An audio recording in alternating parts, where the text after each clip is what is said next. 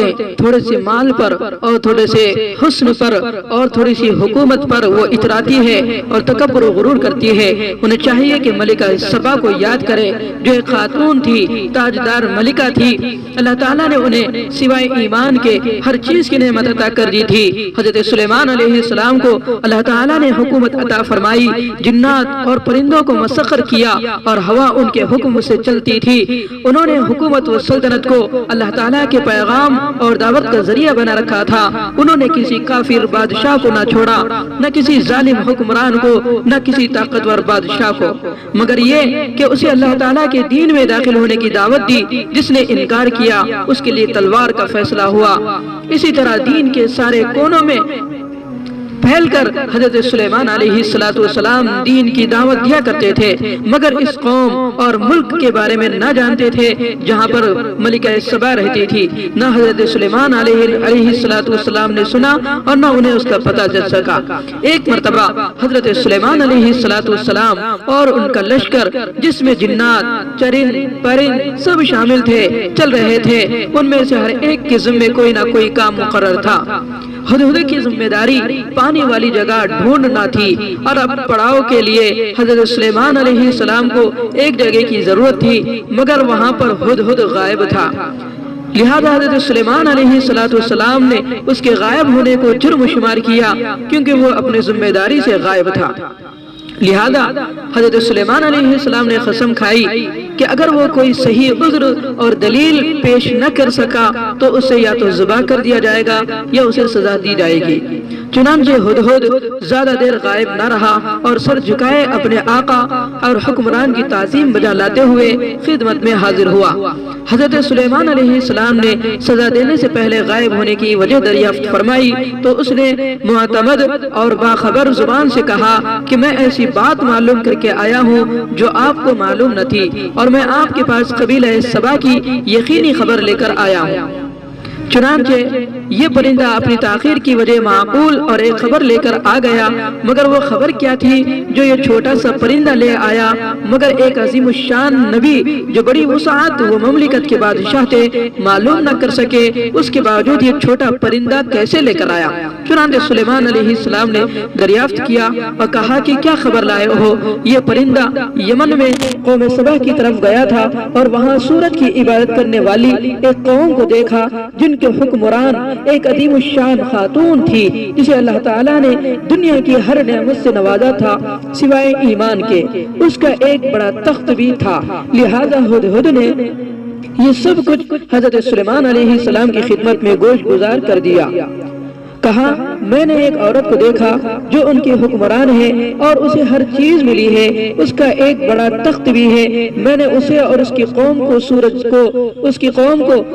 کو سجدہ کرتے ہوئے دیکھا بجائے اللہ تعالیٰ کے، اور شیطان نے ان کے اعمال ان کے لیے مزین کر دیے ہیں اور انہیں سیدھے راستے سے روک دیا اور وہ ہدایت پر نہیں ہے۔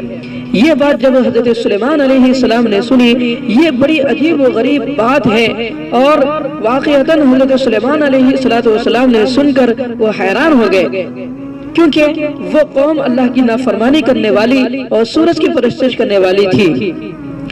چنانچہ وہ لوگ سورج کو پوجتے تھے، اللہ تبارک و تعالیٰ کو سجدہ نہیں کرتے تھے۔ چنانچہ حضرت سلیمان علیہ السلام اس عجیب بات سے گھبرا گئے، مگر انہوں نے پرندے کی بات پر یقین نہ کیا، بلکہ فرمایا کہ ہم تیری بات کی سچ جھوٹ کی تحقیق کریں گے۔ چنانچہ اگر تیری بات صحیح اور سچ ہے تو میرا خط لے کر جا، ان کو پہنچا دے، پھر انتظار کر کہ وہ آپس میں کیا کہتے ہیں، اور دور ہٹ کر دیکھتا رہے کہ وہ کیا کرتے ہیں۔ لہذا یہ پرندہ قاصد بن کر اڑا، بڑا حسین قاصد اور بڑا معزز بھیجنے والا تھا، اور یہ دعوت اور کلمہ حق اللہ کے نبی کی جانب سے لیے جا رہا تھا، اور یہ ملکہ بلقیس کے مضبوط قلعے میں بنے ہوئے محافظوں میں گھرے ہوئے محل میں جا پہنچا اور اس کے بستر پر وہ خط ڈال دیا۔ جب ملکہ اپنے نیند سے بیدار ہوئی تو اس خط کو دیکھ کر گھبرا گئی کہ یہ خط اتنے حفاظتی انتظامات اور قلعہ بندی کے باوجود آخر کیسے آ گیا، اور اسے کون ڈالا، اس کے خاص کمرے میں کیسے پہنچ گیا؟ یقیناً وہ کوئی بڑی طاقت اور قدرت والا شخص ہے۔ وہ گھبرا گئی۔ اس نے اپنے ملک کے وزراء اور اہل شورا کو جمع کیا اور ان سے کہا کہ اے سرداروں، میرے پاس ایک معزز خط ڈالا گیا ہے کہ وہ سلیمان کی طرف سے ہے، اور اس میں یہ ہے کہ بسم اللہ الرحمن الرحیم، تم لوگ میرے مقابلے میں تکبر نہ کرو اور میرے پاس مطیع ہو کر چلے آؤ۔ ملکہ خود ایک بہت ذہین اور عقل مند خاتون تھی، شورا کے مشورے کے بغیر کوئی فیصلہ نہیں کرتی تھی۔ چنانچہ وہ کہنے لگی، اے سردارو، مجھے میرے معاملے میں مشورہ دو، میں کوئی فیصلہ نہیں کرتی جب تک تم توثیق نہ کرو۔ تو اس کے سرداروں نے کہا کہ ہم بہت طاقتور اور ذی حرب لوگ ہیں، آپ کا جیسا حکم ہو۔ یہ ایسی عورت تھی جو ہر چیز کو تول پرکھ کر ہی فیصلہ کرتی تھی۔ یہ عورت ان سب کی حاکم تھی اور ساری قوم اس کی مطیع فرمانبردار تھی، اس کی رائے پر فیصلہ کرتے تھے۔ ملکہ بلقیس نے جب ملکہ بلقیس نے دیکھا کہ اس کی قوم کے مرد لڑائی اور مدافعات پر آمدہ ہیں تو اس نے انہیں روک دیا اور کہا کہ صلح میں بہتری ہے اور درست و راست عقل والے وہی فیصلہ کرتے ہیں جس میں خیر ہو۔ اس لیے اس نے کہا، بے شک بادشاہ جس بستی میں داخل ہوتے ہیں اسے اجاڑ دیتے ہیں اور اس کی معززین کو ذلیل کر دیتے ہیں۔ جب بادشاہ ہماری بستی میں داخل ہوگا تو اس پر لشکر کشی کرے گا، کھلیان اجاڑ دے گا، عزت داروں کو کمتر اور آزاد لوگوں کو غلام بنا لے گا۔ ملکہ بلقیس نے کہا کہ میں چاہتی ہوں کہ بادشاہ کے پاس سلیمان کے پاس کچھ تحفے اور ہدیے بھیجوں اور اس میں خوبصورت لوگوں کو بہترین اشیاء کے ساتھ جو ہمارے ملک میں تیار ہوتی ہے اس کے پاس بھیجوں۔ اس کے بعد اس کی منزل نہج اور دعوت کو پرکھوں گی، اور اس کے بعد اگر اس نے ہدیے قبول کر لیے تو وہ دنیاوی بادشاہ ہے اور میں مال و دولت، فوج اور افراد کے اعتبار سے اس سے بالا ہوں گی، اور اگر اس نے ہدیے واپس کر دیے تو یہ سب کچھ اللہ کی طرف سے ہوں گے، یہ سب کچھ اللہ رب العزت کی طرف سے ہوں گے۔ چنانچہ حضرت سلیمان علیہ السلام کی طرف اس نے لوگوں کو ہدیہ دے کر بھیج دیا۔ یہ سارے فیصلے جو ہدہد وہیں پر موجود تھا اس نے سن لیا، اور سن کر یہ سارے فیصلے اور مشورے حضرت سلیمان علیہ السلام کی خدمت میں عرض کر دیا۔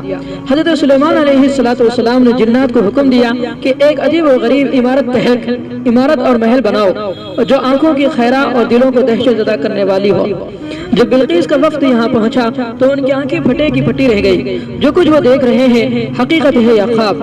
اور پھر سلیمان علیہ السلام نے چمکتے چہرے کے ساتھ ان کے سامنے آ کر انہیں خوش آمدید کہا، تو انہوں نے بلقیس کے بھیجے ہوئے تحفے انہیں پیش کیے، مگر حضرت سلیمان علیہ السلام نے انہیں یہ کہہ کر واپس کر دیا کہ اپنے تحفے واپس لے جاؤ، کیونکہ اللہ تعالیٰ نے جو کچھ مجھے دیا ہے وہ دنیا میں کسی کو نہیں دیا گیا۔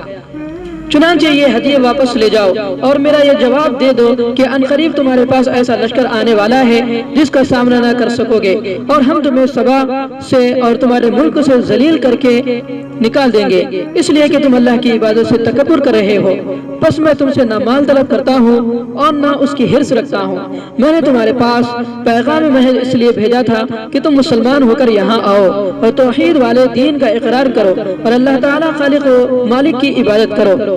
خاصدین یہ پیغام لے کر بلقیس کے پاس پہنچے اور اس نے کہا کہ اب ہمارے پاس ان کی اطاعت کرنے کے سوا کوئی چارہ نہیں، ہم ان کی دعوت جلد سے جلد قبول کر لیں گے قبل اس کے کہ وہ اور اس کا لشکر یہاں آ دھمکے۔ چنانچہ ملکہ بلقیس خود حضرت سلیمان علیہ السلام کے دارالحکومت کی طرف نکل پڑی۔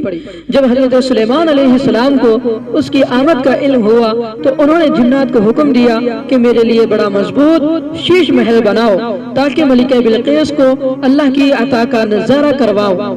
پھر آپ نے جنات سے کہا کہ اس کے آنے سے پہلے اس کا تخت کون لے کر آئے گا؟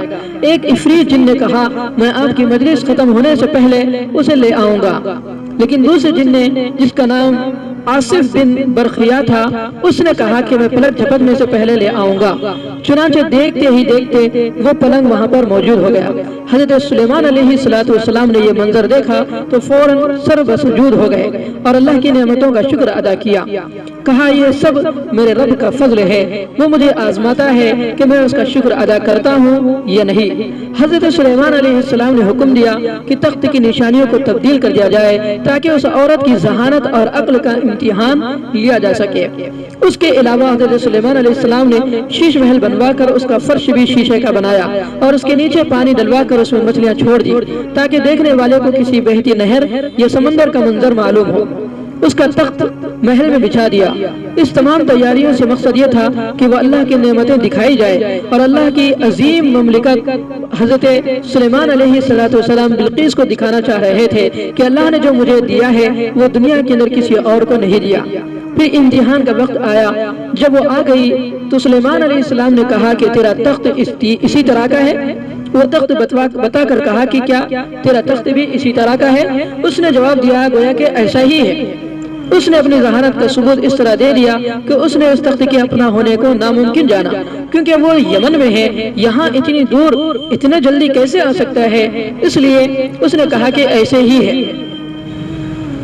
چنانچہ جب وہ اندر آئی اور راستے میں چل رہی تھی تو دیکھا کہ نیچے پانی ہے، اور اس نے اپنے پیروں کے اوپر سے، پنڈلیوں کے اوپر سے کپڑا ہٹایا تاکہ کہیں کپڑے گیلے نہ ہو جائے، کچے نہ ہو جائے۔ چنانچہ حضرت سلیمان علیہ السلام نے کہا کہ گھبرانے کی ضرورت نہیں ہے، نیچے شیشہ بچھا ہوا ہے، تم آ جاؤ۔ بس اسی وقت ملکہ کا دل ایمان سے معمور ہو گیا اور غفلت کے پردے ہٹ گئے۔ کہنے لگی کہ واقعتاً خدا نے آپ کے ساتھ بہت بڑا انعام کا معاملہ کیا ہے، آپ بہت بڑے بادشاہ ہیں، اللہ نے آپ کو اپنی قدرت سے اتنا بڑا عظیم بادشاہ بنایا۔ پھر اس کے بعد وہ کہنے لگی پروردگار، میں تیری عبادت سے دور تھی اور کافی زمانے تک تیری رحمت سے گمراہ رہی، میں نے غیر کی عبادت کر کے اپنے آپ پر ظلم کیا، اور اب میں گواہی دیتی ہوں کہ تیرے سوا کوئی معبود نہیں۔ اور اس طرح وہ سلیمان علیہ السلام پر ایمان لائی۔ یہ وہ عورت تھی جو عقل و ذہانت کے اعتبار سے اور ملکہ ہونے کے بعد اعتبار سے اپنی مثال آگ تھی، لیکن اس نے توحید کا جھنڈا لہرایا اور ایمان کو قبول کیا اور نبی کی بات کو تسلیم کر لیا اور اس کے سامنے جھک گئی، تو اللہ نے اس عورت کا تذکرہ قرآن کریم میں ارشاد فرما دیا۔ یہ اللہ تبارک و تعالیٰ کی قدردانی ہے، اور اس طرح اس عورت نے اپنی کامیابی نبی کے طریقے پر سمجھی۔ اتنی بڑی عورت ہو کر بھی، اتنی بڑی ملکہ ہو کر بھی اس نے اپنے آپ کو کمتر سمجھا اور نبی کی اطاعت کو کامیابی کی دلیل سمجھ کر اسلام کو قبول کیا۔ تو ہماری ماں اور بہنوں سے ہم گزارش کرتے ہیں کہ دیکھیے کہ ہم کتنی چھوٹی عورتیں ہیں، وہ کتنی بڑی عورت تھی، ملکہ تھی، اس کے باوجود بھی اس نے یقین کر لیا کہ انسان کی کامیابی دنیا کی ہو یا آخرت کو ہو، نبی کے راستے پر ہی ہے۔ تو ہم ماں اور بہنوں کو کیوں تکبر کرنا چاہیے؟ ہمیں تو چاہیے کہ ہم بھی اپنے نبی رحمت صلی اللہ علیہ وسلم کے طریقوں پر چلے۔ جس طرح ملکہ بلقیس نے نبی کی اطاعت کی، اللہ نے اس کو کامیابی کے جھنڈے لہرا دیے۔ اسی طرح اگر ہم بھی اپنے نبی رحمت صلی اللہ علیہ وسلم کے طریقوں پر چلیں گے اور اسی پر کامیابی کی منزل سمجھیں گے تو انشاءاللہ ایک دن آئے گا ہمیں بھی اللہ تبارک و تعالیٰ کامیاب کر دیں گے، دنیا کے اندر بھی اور آخرت میں بھی۔ اللہ تعالیٰ سے دعا کرتے ہیں کہ اللہ تبارک و تعالیٰ اس عاجز کو بھی، تمام سامعین کو بھی ان باتوں پر عمل کرنے کی توفیق نصیب فرمائے۔